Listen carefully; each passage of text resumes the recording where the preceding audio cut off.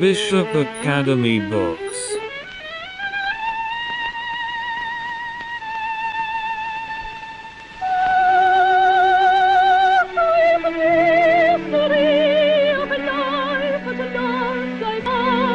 Presenting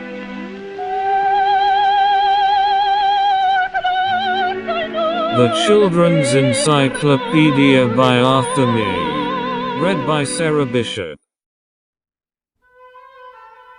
Men and Women, the story of immortal folk whose work will never die. What this story tells us: none of us can ever pay the debt we owe to those who lived before us, to the men who made life easier and happier and healthier for us all. Have you ever thought when looking through the window that once there was not a pane of glass in the world? Then a man dug things out of the earth, mixed them, and made glass. Who was he? We do not know, nor do we know the man who found fire or the man who found iron. Here, however, we shall read of some of these immortal men and women whose work is known and will never be forgotten. Those who wrote books and painted pictures, who found power and made ships and railways and airplanes, who gave us light, who conquered plague and found out the laws of health, who gave us liberty and law and knowledge. Let us never forget the debt to them that we can never pay. The first flying men. Men have always been jealous of the birds. As far as legend carries us back, we trace man's yearning to fly. Think what it would have meant to men to fly in the days when they had neither trains nor ships nor roads, when the seas were still unplumbed, and mountain barriers raised their heads, forbidding man to cross them. When a trip from London to York by coach was so alarming that before starting, men made their wills and took leave of their families as solemnly as if they were going forth to war. King David sighed for the wings of a dove. The Greeks represented one of their legendary heroes with wings of wax, which melted when he approached too near the sun. Roger Bacon, whose genius towered like a beacon light over a dark sea of ignorance, had a flash of inspiration when he suggested that the upward way of man must be in a vessel made lighter than air by the use, in a thin metal cylinder, or of either heated air or something which seems to have been a sort of gas. But he might as well have whispered his ideas to the moon, so far ahead of his age was he. Then there were those who, through ages of experiment, cracked their skulls or maimed themselves by trying to match the way of a bird in the air, with the aid of flip-flap paddles or sail-like wings worked by the arms and legs. Nothing came of all the old experiments of our ancestors except to set an example to posterity of courage and fearless endeavor. They could raise glorious cathedrals, but they could not think out the mechanism of flying. When the first flight was made, it took place at what seemed to be the predestined hour. Henry Cavendish discovered hydrogen in 1766. The first balloon was sent up in public in 1783, but not with hydrogen, which had to wait a little longer to be harnessed. It was a puff of smoke that suggested the balloon. Two brothers, Joseph Michael and Jacques Etienne Montgolfier, sons of a papermaker near Lyons, watching the smoke rising from a fire, speculated as to whether, being lighter than air, smoke would lift a weight. They tested the question by inflating a paper bag with smoke, and the bag floated up to the ceiling. The brothers thought some special property in the smoke was responsible for the lifting power, but they could not do much because they were unable to get enough smoke into their paper bags, until a neighbor's wife came in and suggested that they should tie a dish full of fire and smoke to the bag itself. The brothers did so, and the bag went up and remained longer than ever in the air. Within 7 years of its discovery, hydrogen was suggested by Dr. Black, the father of English chemistry, as a method of causing light bladders to float in the air. And in the very year in which the Montgolfiers began their smoke experiments, a man named Cavallo had sent up soap bubbles filled with hydrogen. But the Montgolfiers went on using smoke. They made larger paper bags and raised them with little braziers attached.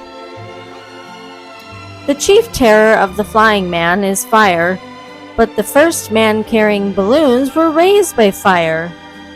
Experiments having been made with paper-lined linen balloons of varying dimensions filled with smoke, Pilatre de Rosière went up in a Montgolfier balloon in November 1783, accompanied by Marquis de Larndes. A wicker basket was fixed to the balloon, and a little furnace to supply smoke and heat was attached to the basket. They rose from Paris armed with bundles of wood to feed their fire, and with wet sponges to apply to any flames which might break out in the fabric of the balloon. There have been few more adventurous voyages than that.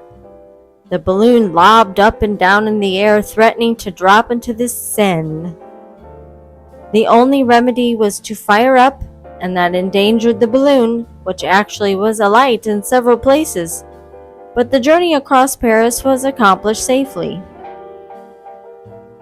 This fantastic bit of gallantry was no sooner achieved than the first balloon to be filled with hydrogen carried up 2 other Frenchmen, a height of 14,000 feet, weathering a thunderstorm and traveling 30 miles. Ascent followed ascent after this, and the public imagination was so fired that plans were soon in progress for building balloons to reach the moon. Hydrogen now took the place of the furnace in the balloon. The light gas, of which 14 cubic feet lift 1 pound, was the only possible agent for continuous experiments. Without it, ballooning would soon have come to an end. It came to the use of man before the balloon, yet its possibilities as a lifting force was illustrated by a puff of smoke in a papermaker's house. Ballooning came from smoke. The aeroplane propeller came from the boomerang. For over a century, balloons shared the sky with the birds, with the decided difference that while birds fly wherever they will, balloons were always the sport of any wind that blew. They could not be steered. When near the ground, their course might be retarded, and in some respects directed by a long rope with an anchor attached. But such a rope might drag a man up into the air, whisk a cow off its legs, pull a chimney off a roof, or bring down part of a church steeple. Balloonists did magnificent work in tapping the secrets of the upper air. They revealed the fact that air lies in layers, and that over our heads, in what seems an even atmosphere, there may be winds, one above another. That while a balloon is sailing serenely in a blue sky from east to west with a low wind, it might meet a terrific thunderstorm coming up on a higher wind from west to east.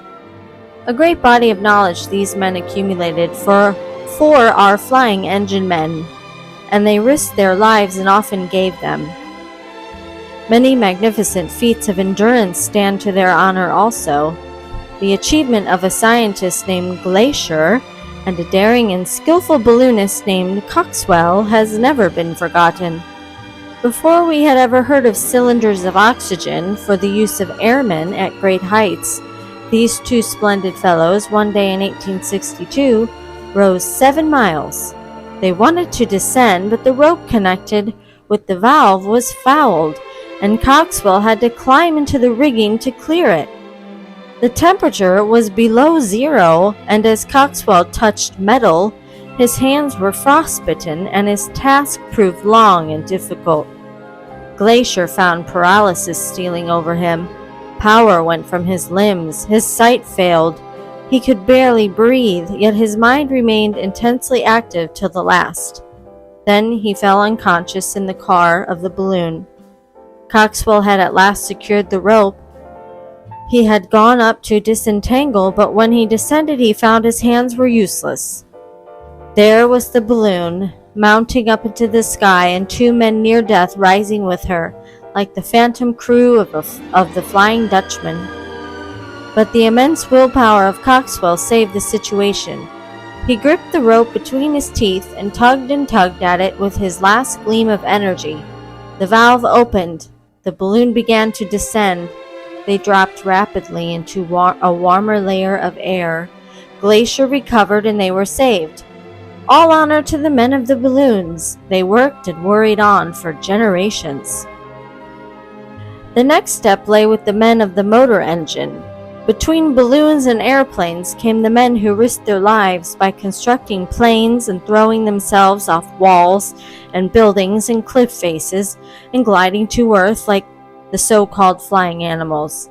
A man would begin by launching himself off a bank 3 feet high and playing across his lawn, and would end up skimming down from a housetop. It is thrilling to look back and realize how strangely an Englishman missed the fame of being the first man to fly. He was Percy Pilcher, who in the 90s of the last century was so experimenting with gliders. In a valley in Kent, he had nearly finished making a little 4-horsepower engine to fit to his best glider in 1899, when he went to Lord Bray's Park at Stratford in Northamptonshire to give a demonstration of gliding. He took with him his second best glider, the Hawk, and although the weather was bad, he would not disappoint the crowd. When he was about 30 feet up, a rudder wire broke, the Hawk crashed, and he was killed. An ionic column marks the spot. Had he lived, he might well have beaten the famous American brothers Wilbur and Orville Wright.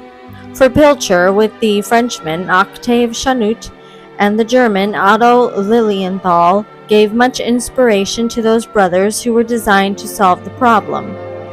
Before the Wrights' triumph, however, a fellow countryman of theirs came near success. He was the American scientist Samuel Pierpont Langley, the first of all inventors to make a heavier-than-air machine fly independently, but his was only a model. His dream of making a machine that would carry a man was never realized, but he too inspired the Wright brothers, chiefly because he was a scientist who, in spite of the world's ridicule of the idea, believed that men could fly. Langley's plan was in the opposition to the mighty authority of Sir Isaac Newton. Many trials showed him that an engine will carry a larger weight at 20 miles an hour than at 10 miles an hour, and a still larger weight at 40 miles an hour than 20. In plain language, the faster you move from place to place in the air, the better will be your support from the body of the atmosphere beneath the machine. Numberless were the tests and experiments tried by Professor Langley before at last on May 6, 1896, he went out with his friend Dr. Graham Bell, the telephone inventor, and launched a model from the top of a houseboat moored on the River Potomac. The first power-driven aeroplane weighed only 25 pounds. It had a wingspan of 13 feet. It was driven by a little steam engine, and it flew. It rose from the houseboat, gilded smoothly into the air, sailed above the trees until the steam failed and the propeller ceased to work. Then it planed down into the river, was recovered, dried, and set flying again. It was the most dramatic moment in the history of flight, and the inventor was so excited he could not gaze upon the scene.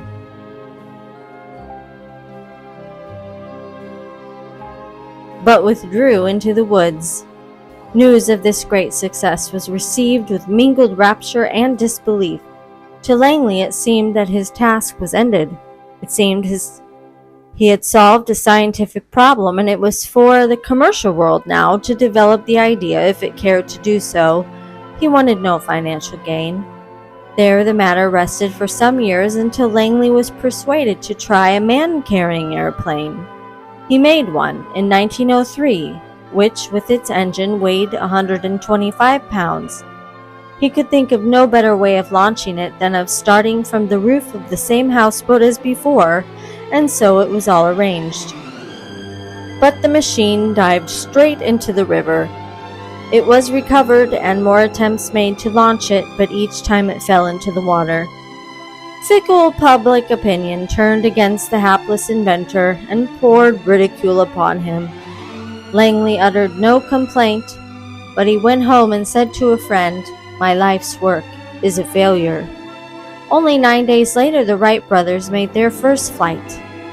One would think that this would have turned the tables on those who had derided Langley as a crank, but not a bit of it.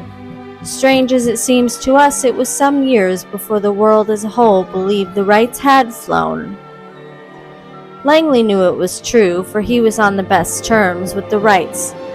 He died a disappointed man in 1906, leaving his own machine lying as a curiosity in the Smithsonian Institute at Washington, where he had been a professor. So that it was an American who gave us the first airplane. And it was an American who made the first flight. Wilbur Wright, born in Indiana in 1867, and his brother Orville, born at Dayton in Ohio in 1871, are the actual accomplishers of human flight. Their father was a modern minister and their sister Catherine a school teacher. The two lads were among nature's nobility. They were eager scholars at school. They set up businesses as printers and added bicycle making and bicycle mending to their calling. It was in 1896, the year in which Langley's model flew, that they took up the study of aircraft. They read all they could read on the subject, made many experiments in their little bicycle shop, and found many theories wrong, inaccurate, dangerous. They tried all sorts of gliding mechanism, and Orville once did a glide against an upcurrent of wind of just over 1 minute. But they were working towards an engine-driven aeroplane, and with their practical minds they saw that the engine most suited for the work was one of the internal combustion type, driven by petrol, and avoiding the worry and danger of carrying furnace, coal, and water up into the clouds. They went out into the wilds of North Carolina, lived in a hut at Kitty Hawk, and there carried out trials with the tiny motor engine they had built. They were often hard-pressed for money, but their father helped from his shallow purse, and Catherine, their sister, gave every penny she could save from her school earnings. At last they harnessed their plane to the puffing internal combustion engine. On December 17, 1903, one of them flew for 59 seconds. That was a red-letter day in the history of human progress. Two young men, whose friends and neighbors thought them crazy, who tinkered with an invention at the back of their little bicycle shop, were the first human beings to rise from the ground in a heavier-than-air, power-driven machine. They had made it themselves and had had to teach themselves to fly. The glory of Wilbur and Orville Wright will shine down the centuries. Older people can remember when Wilbur Wright came over to Europe and startled them all by flying in France. It is strange now to remember the time when he was tapping away in a shed in the middle of a field in France, preparing the machine which was to astonish all who saw it. All day long the peasants gathered about the mysterious wooden shed, and as the days went by and nothing happened, the peasants began to jeer.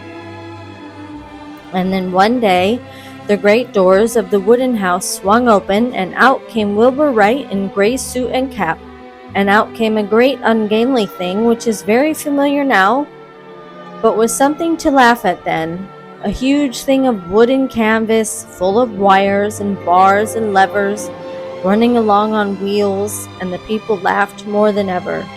This was the thing they had waited weeks to see, and as at last the machine was run into the middle of the field, the peasants jeered more than ever. But Wilbur Wright cared nothing at all. He sat down in his seat and got ready.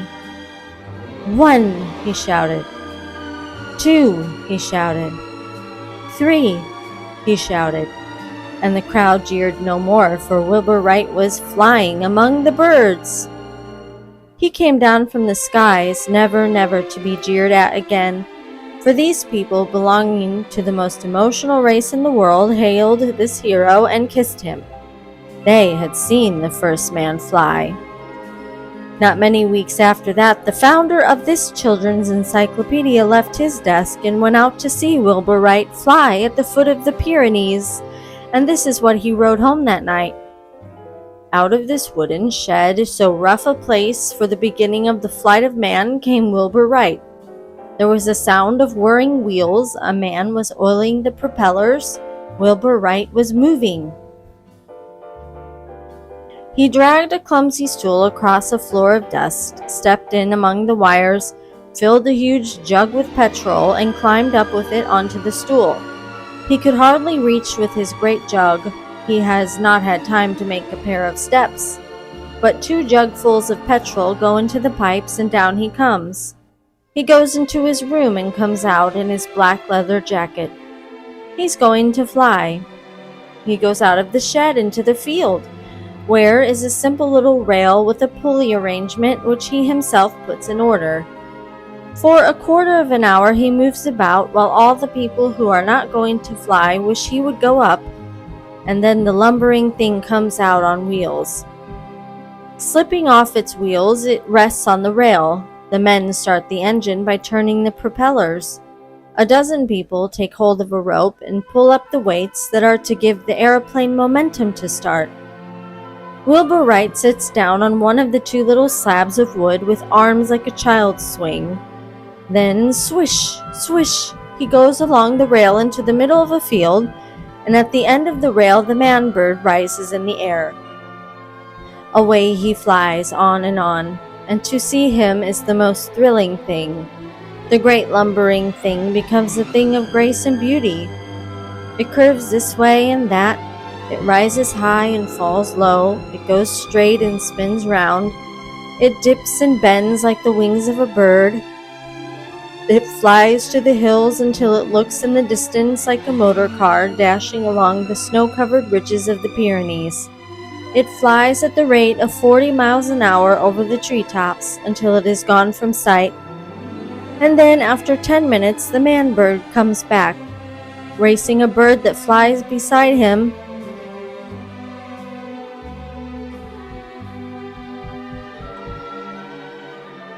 Now we see the man bird clearly.